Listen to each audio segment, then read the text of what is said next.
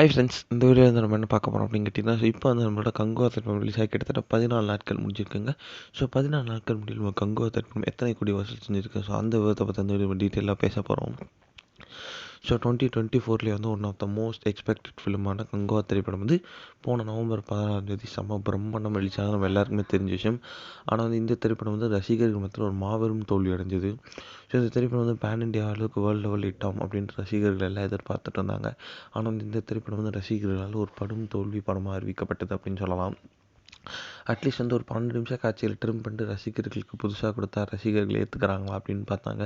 ஆனால் வந்து அப்பயும் வந்து ரசிகர்களால் இந்த திரைப்படத்தை ஏற்றுக்கவே முடியலை. இந்த திரைப்படம் ஒரு ஃப்ளாப் திரைப்படமாக அமைஞ்சது. ஸோ இந்த திரைப்படத்தோட கலெக்ஷனும் வந்து ஓரளவுக்கு தான் இருக்கும் அப்படின்றத ரசிகர்கள் எதிர்பார்த்த நிலையில் வந்து ஸோ கிட்டத்தட்ட 10,000 ஸ்கிரீனுக்கு மேலே ரிலீஸ் ஆன திரைப்படம் இந்நேரத்துக்கு கிட்டத்தட்ட வந்து ஒரு அட்லீஸ்ட் மினிமம் 700-800 கோடி அடிச்சிருக்க நிலையில்.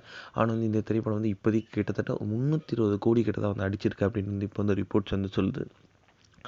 பிகாஸ் அதுக்கு one of the main reason வந்து 3வது நாள்லேயே வந்து இந்த திரைப்படம் 127 கோடி அடிச்சது.